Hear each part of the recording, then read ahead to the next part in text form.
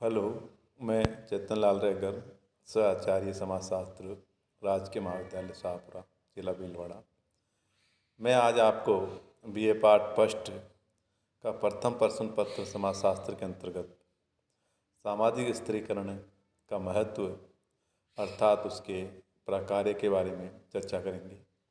जैसा कि हमने पूर्व के वीडियो में सामाजिक स्थिरीकरण की कंसेप्ट के बारे में जिक्र किया था, लेकिन आज हम इसके क्या इम्पोर्टेंस हैं, क्या फंक्शंस हैं जो सामाजिक स्थिरीकरण के, उसके बारे में चर्चा करेंगे। सामाजिक स्थिरीकरण सार्वभौमिक तथ्य है। इसका कोई न कोई रूप सभी समाजों एवं कालों में पाया जाता रहा है। इसी से इसका महत्व एवं उपयुक्तता प्रकट होती है। ऐसा माना जाता है कि यदि किसी समाज में असमानता की संस्थागत पद्धति नहीं पाई जाती है तो वह समाज मुश्किल से ही जीवित रह पाता है। प्रत्येक समाज में पदों के महत्व में अंतर होने एवं व्यक्तियों की योग्यता, बुद्धि एवं कुशलता में भेद होने के कारण कुछ व्यक्ति प्रगति कर जाते हैं और कुछ पिछड़ जाते हैं। इस कारण समाज में स्वतः ही स्त्रीकरण पैदा हो जाता है।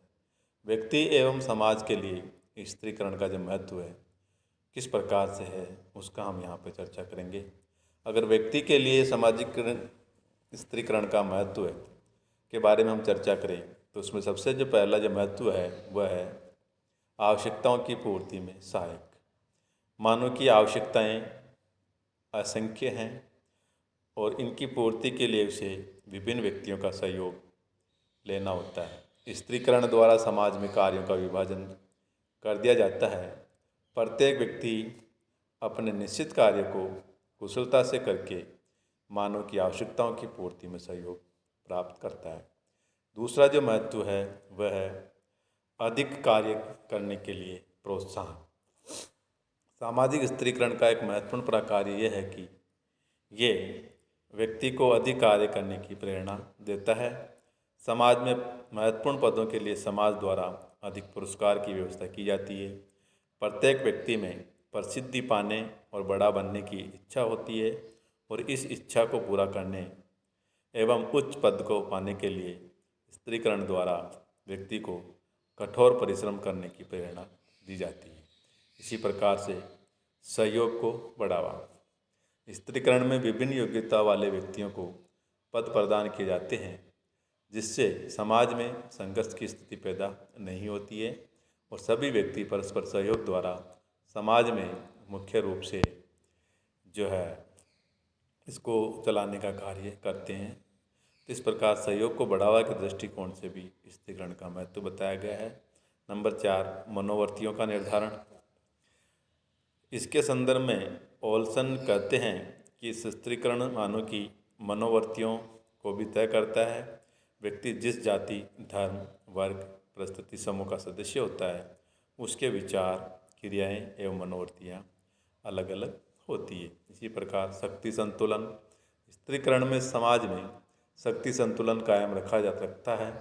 स्त्रीकरण में कुछ व्यक्तियों के पास कुछ इम्पोर्टेंट पद होते हैं और उसके पास उसकी पावर भी होती है और दूसरी तरफ राजनीतिक अधिकार या शक्ति विहीन लोगों की संख्या भी अधिक होती है। तो ये लोग प्राप्त जो व्यक्ति होते हैं वे लोगों को शक्ति का दुरुपयोग करने से उसे रोकते हैं।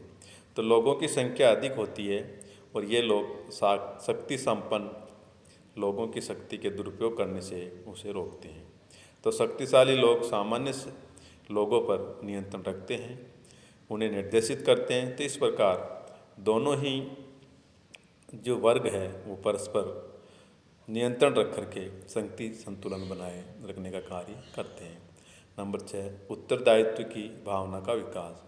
स्त्रीकरण में जब एक व्यक्ति एक निश्चित पद को प्रदान कर लिया जाता है तो ये अपने पद को बनाए रखने के लिए अपने कर्तव्य को निर्वाह निष्ठापूर्वक करता है और इससे व्यक्ति में उत्तरदायित्व की भावना का विकास होता है। इसी प्रकार नंबर 7, व्यक्ति की परिस्थिति एवं भूमिका का निर्धारण। स्त्रीकरण में प्रत्येक व्यक्ति को समाज में स्थान निर्धारित किया जाता है और व्यक्ति उसी परिस्थिति के अनुसार उसके कार्य भी उसको सौंप दिए जाते हैं। तो इस प्रकार के से जो 7 जो प्रकार्य है या महत्व है वो व्यक्ति के लिए बताया गया है। इसी प्रकार समूह के दृष्टिकोण से भी सामाजिक स्थिरीकरण का महत्व बताया गया है, जिसके अंतर्गत पहला जो महत्व है वो ये है सामाजिक परिवर्तन। एक सामान्य धारणा है कि स्त्रीकरण परिवर्तन विरोधी है, किंतु इसके विपरीत स्त्रीकरण परिवर्तन को प्रोत्साहन भी देता है। इसका कारण यह है कि प्रत्येक व्यक्ति अपनी योग्यता में वृद्धि करके उच्च परिस्थिति को प्राप्त करने का प्रयास करता है और उसके द्वारा जो रिक्त किए हुए स्थान को नए व्यक्ति ग्रहण करता है। साथ ही नए पदों के अनुरूप व्यक्ति अपने व्यवहार, संबंध, रहन सहन, विचार एवं मनोवृत्तियों में परिवर्तन लाता है। दूसरा जो महत्व है सामाजिक दृष्टिकोण से वह है सामाजिक संघर्षों में रक्षा। तो सामाजिक स्त्रीकरण में समाज के विभिन्न समूह में अधिकारों एवं कार्यों का विभाजन कर दिया जाता है। इससे उसमें जो परस्पर संघर्ष नहीं हो पाता है। विभिन्न व्यक्तियों में उनकी कार्यों का विभाजन कर दिया जाता है और उनको योग्यता के अनुरूप उनको पदों, कार्यों और सुविधाओं एवं पुरस्कारों के कारण वितरण किया जाता है, जिससे संघर्ष की स्थिति से बचा जा सकता है। तो स्त्रीकरण इस बात का विश्वास दिलाता है कि महत्वपूर्ण पद योग्य व्यक्तियों को सौंपे जाएंगे। इसी प्रकार सामाजिक एकीकरण, सामाजिक स्त्रीकरण में कार्यों का विभाजन तो किया जाता है और प्रत्येक व्यक्ति व समूह अपने कार्यों का निर्वाह करके समाज में एकता एवं संगठन बनाए रखने में महत्वपूर्ण योगदान देता है, जिससे कि संघर्ष की स्थिति से बचा जा सकता है। इसी प्रकार नंबर 4 सामाजिक प्रगति। सामाजिक स्त्रीकरण में ऊंचे एवं नीचे पदों की व्यवस्था होती है। व्यक्ति उच्च पदों को प्राप्त करने के लिए आपस में प्रतिस्पर्धा करते हैं, कठिन परिश्रम करते हैं और इससे समाज में जो है निर्माण का जो कार्य होता है उसके साथ ही साथ नवीन आविष्कार और प्रगति समाज करता है। इस प्रकार नंबर 5 सामाजिक संबंधों का निर्धारण। एक स्तर एवं वर्ग के लोगों में परस्पर घनिष्ठ संबंध पाए जाते हैं, क्योंकि उनके स्वार्थ एवं रुचियाँ समान होती है। उदाहरण के लिए पूंजीपतियों में परस्पर संघर्ष संबंध जो है घनिष्ठ पाए जाते हैं। यही बात श्रमिकों में भी देखी जा सकती है। इसका कारण है उनके उद्देश्यों की समानता। इसी प्रकार एक ही जाति के लोगों में भी अन्य जातियों के लोगों की अपेक्षा अधिक घनिष्ठ संबंध पाए जाते हैं, क्योंकि एक व्यक्ति के नाते रिश्ते अपने ही जाति में होते हैं और संकट में जाति के सदस्य ही उनके सहायक होते हैं। इसी प्रकार नंबर 6 श्रम विभाजन। स्त्रीकरण में समाज के कार्यों का विभिन्न लोगों में विभाजन किया जाता है। श्रम विभाजन एवं विशेषीकरण के कारण कार्य कुशलता में बढ़ोतरी होती है।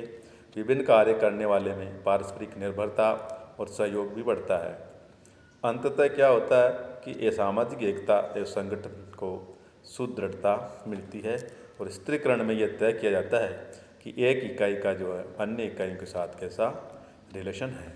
इसी प्रकार नंबर 7 सामाजिक मानदंडों का पालन करने की प्रेरणा।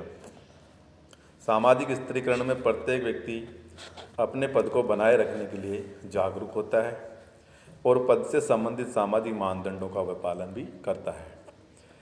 ऐसा करने से या ऐसा न करने से उसकी प्रतिष्ठा गिरने का उसे डर रहता है। इस प्रकार स्त्रीकरण में स्वतः ही अवचेतन रूप से सामाजिक मानदंडों का पालन वह करता है। नंबर 8 अनावश्यक प्रतिस्पर्धा एवं संघर्ष से रक्षा। स्त्रीकरण में समूह के कार्यों, अधिकारों एवं व्यवसाय और आदि का जो विभाजन है होने के कारण प्रत्येक समूह अपना निर्धारित कार्य करता है। इससे अनावश्यक जो प्रतिस्पर्धा है वह संघर्ष की स्थिति उत्पन्न नहीं होती है। तो इस प्रकार से समाज में व्यक्ति के दृष्टिकोण से 7 महत्व बताए गए। इसी प्रकार समूह की दृष्टिकोण से भी व्यक्ति के जीवन में, समाज में 8 महत्व बताए गए हैं। तो ये सामाजिक स्त्रीकरण के प्रकार हैं। इसके साथ ही साथ कुछ जो है अकार्य हैं जो सामाजिक स्त्रीकरण के अंतर्गत देखे जा सकते हैं। अकार्य कौन से होते हैं, जिसे हम इस प्रकार से चर्चा कर सकते हैं। इसमें सबसे पहला है निष्क्रियता। स्त्रीकरण के स्त्रीकरण में अवसर व्यक्ति निश्चित पद को प्राप्त कर लेने के बाद निष्क्रिय हो जाता है। ऐसी निष्क्रियता या ऐसी अकर्मण्यता अधिकांशतः उन लोगों में देखी जा सकती है जो उच्च पद पर पहुंच जाते हैं। तो ये सामाजिक स्त्रीकरण की एक कमी दोष के रूप में दिखाई देती है। दूसरा जो अकार्य है वह है वर्ग चेतना और पक्षपात, अर्थात स्त्रीकरण में विभिन्न वर्ग बन जाते हैं। इन वर्ग में वर्ग चेतना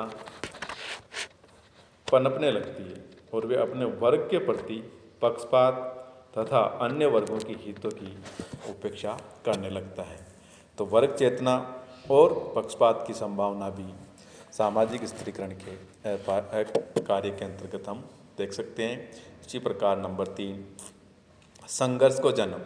स्त्रीकरण के कारण समाज में विभिन्न वर्ग पनपते हैं। इन वर्गों में कुछ को कम और कुछ को अधिक अधिकार व सुविधाएं प्राप्त होती है। तो उच्च वर्ग निम्न वर्ग पर बोझ होता है और उसका शोषण करता है। इससे विभिन्न वर्गों में संघर्ष की स्थितियां पैदा होती है। सामाजिक एकता खतरे में पड़ जाती है। तो विभिन्न वर्गों के बीच जो सामाजिक दूरी बढ़ती है और उसमें विरोध की जो भावना पनपती है, तो ऐसी स्थिति में समाज में जो सामाजिक लाभ होना चाहिए वो नहीं हो पाता है। इस प्रकार उच्च वर्ग के लोग धन इकट्ठे करने में लग जाते हैं, धन संग्रह करने में लग जाते हैं, जबकि निम्न वर्ग के लोग को जो उनका परिश्रम का जो उचित है पुरस्कार जो मिलना चाहिए वो नहीं मिल पाता है। तो ऐसी स्थिति में संघर्ष की स्थिति पैदा होती है। तो ये भी एक तरह से सामाजिक स्त्रीकरण के दुष्कार्य अकार्य में गिना जाएगा। नंबर 4, निराशा का जन्म। स्त्रीकरण में कुछ व्यक्तियों को अधिक महत्वपूर्ण कार्य सौंपे जाते हैं और कुछ को कम कार्य सौंपे जाते हैं। तो जिन लोगों को कम महत्वपूर्ण पद और कार्य सौंपे जाते हैं उनमें निराशा और असंतोष पैदा होता है। तो निराशा को जन्म देने का कार्य भी सामाजिक स्त्रीकरण में देखा जा सकता है। नंबर 5, असुरक्षा।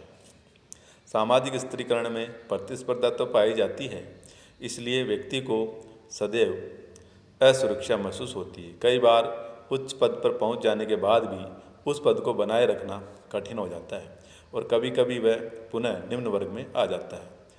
तब वह अपने पुराने मित्रों को वो खो बैठता है, तो जिसकी वजह से वह असुरक्षा की स्थिति देखी जा सकती है। नंबर 6, समानता का विरोधी। स्त्रीकरण का सिद्धांत असमानता पर आधारित है और असमानता का विरोधी होने के कारण उसको हम समानता का विरोधी कह सकते हैं, क्योंकि इसमें भेदभाव, ऊंच नीच, पक्षपात होता है। इसलिए इसमें ये जो उसको हम समानता के इक्वल न मान के इसका विरोधी कह सकते हैं। नंबर 7, व्यक्तित्व के विकास में भी बाधक। स्त्रीकरण में निम्न वर्ग के लोगों में हीनता की भावना पनपने से उनके व्यक्तित्व का ठीक से विकास नहीं हो पाता है और व्यक्तित्व का विघटन तक होने लगता है।